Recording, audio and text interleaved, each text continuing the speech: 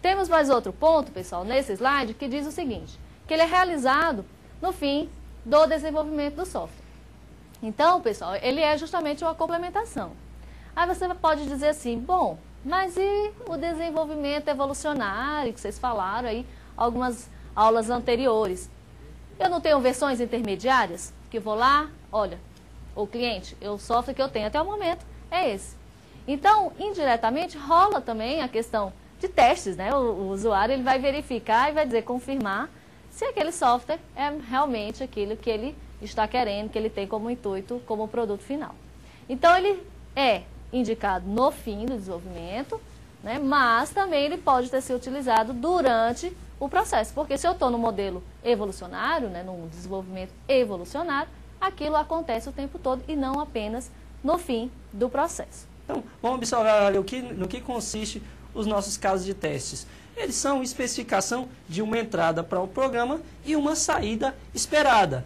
Ou seja, isso pode ser desde dados até uma ferramenta de automação mesmo, um software para desempenhar essas tarefas.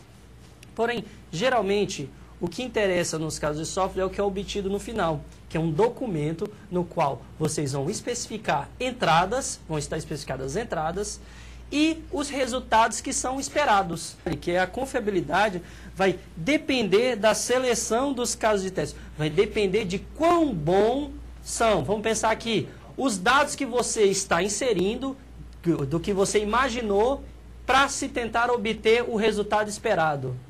Nós temos aí dois tipos de casos de testes. Os gerados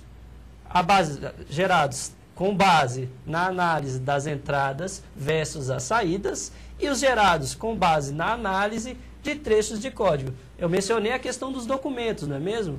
Vocês vão gerar documentos. Então, esses documentos gerados a partir de entrada e saída, nós mencionamos. Mas também existem esses por meio da análise de trecho de código. Vocês realizarem possíveis entradas e testarem alguns trechos para verificar a situação, verificar a provável saída para aquele trecho, para aquele elemento que vai compor o seu software. Os tipos de teste que nós temos são de unidade, de integração, de validação e de sistema. Cada um desses testes tem as suas particularidades no sistema como um todo. Então, começando como teste de unidade, é o teste exclusivo do código e da interface disponibilizada de uma unidade. Que unidade? Classes, métodos ou até qualquer pequeno trecho de código. Teste de integração, pessoal. Aí testa a composição de artefatos já testados como se fosse uma unidade, ou então já testados como a Tereza mencionou. Geralmente, eles são associados a descobrir erros que venham da interface. Por quê, pessoal? Porque, como eu mencionei, ele unitariamente, ele já foi testado. Então, há uma integração, uma composição de todos, uma associação de todos os elementos testados unitariamente para verificar se aquela composição funciona da maneira correta. Geralmente, essa composição já é uma funcionalidade e vai estar associada aí a erros de interface, de entrada de dados. Então, o teste de integração tem essa característica. E, para tanto, existem duas abordagens, que é a top-down, que o pessoal já conhece, e a bottom-up, que, no final, no frigir dos ovos, consistem na incremental e não incremental. Agora são os testes de sistema, que testa a relação entre os elementos do sistema, hardware, software, banco de dados e assim por diante. Então, pessoal, nessa fase aí de teste, basicamente é o sistema como um todo. A gente não está vendo só apenas o software, só o programa, e sim o sistema, né? Eu preciso verificar o hardware, fazer a integração, porque lá nós já fizemos os unitários, já integramos, e agora vamos integrar o que? O software com a questão do hardware, com a questão de banco de dados e o que for necessário aí no sistema como um todo. E o teste de validação, que é também conhecido como aceitação, teste de aceitação, pessoal, porque ele vai mostrar se o sistema opera corretamente. Para isso, nós podemos utilizar desde aquele nosso processo lá de entrada e saída, apresentar para o nosso cliente se está funcionando corretamente, dar-se uma entrada, ver se o resultado foi obtido com sucesso, ou mesmo até diagramas, elementos, artefatos da especificação de um software. Tá ok? Vamos para o próximo aí, vamos prosseguir então, pessoal. Isso, o próximo slide são as ferramentas de testes, que basicamente visam automatizar todo o processo de testes e, com isso, reduzir tempo e custos. E aí, do lado, pessoal, tem algumas categorias dessas ferramentas, que são analisadores estáticos, geradores de dados de testes, auditores de código. Então, mas basicamente, quando a gente fala de ferramenta de testes, o que ela visa? Justamente automatizar todo esse processo de software e reduzir a questão de tempo e de custo. Com certeza, eu vou precisar alocar aí uma equipe para fazer a questão dos testes e com certeza eu vou ter custo para isso, não é mesmo?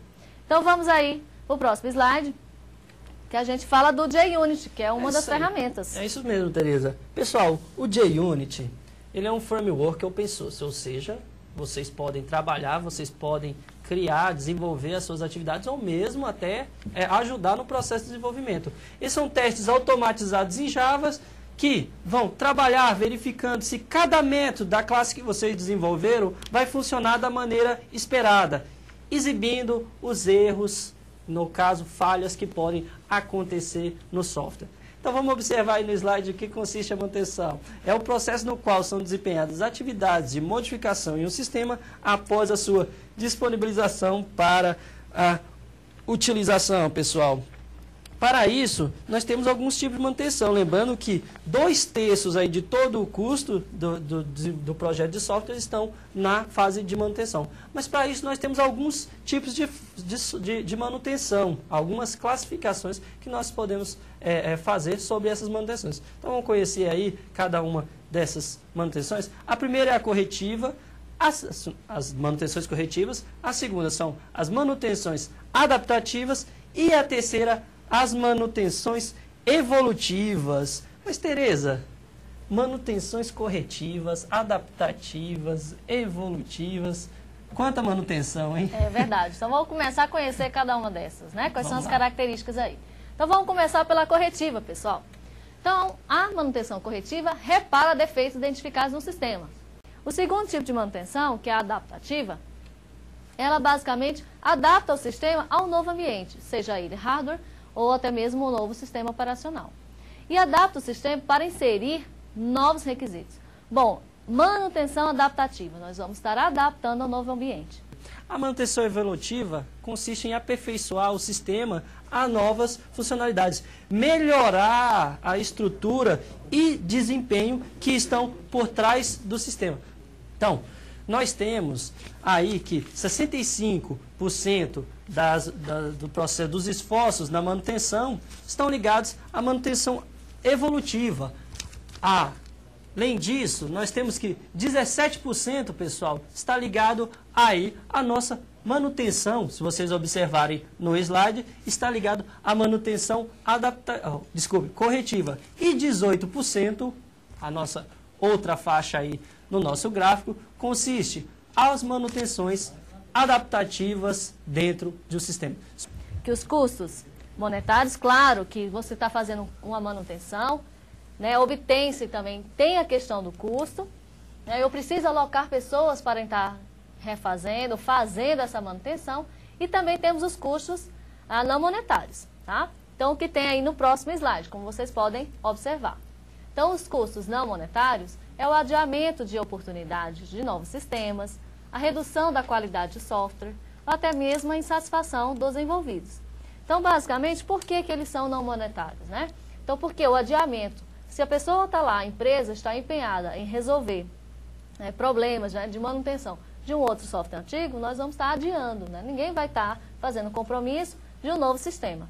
Até mesmo, como vocês podem ter observado, a redução da qualidade. Por quê? Porque ao vocês identificarem e resolverem um determinado erro, o que pode estar acontecendo? Outro erro pode estar sendo gerado. Então, nesse caso, é um custo não monetário, tá bom? Bom, aí quais são os processos de manutenção? Vamos dar uma olhadinha, então, no próximo slide? É isso aí, pessoal. Os processos de manutenções, isso é uma importante fase dentro do processo de software para, no caso aí, pessoal, diminuir as falhas ou evoluir o próprio software. Pessoal, um software, quando liberado, quando em produção, ele geralmente vai apresentar erros e vai haver a necessidade de manutenção. Só que esses problemas, geralmente, vão criar resistência dentro da própria empresa.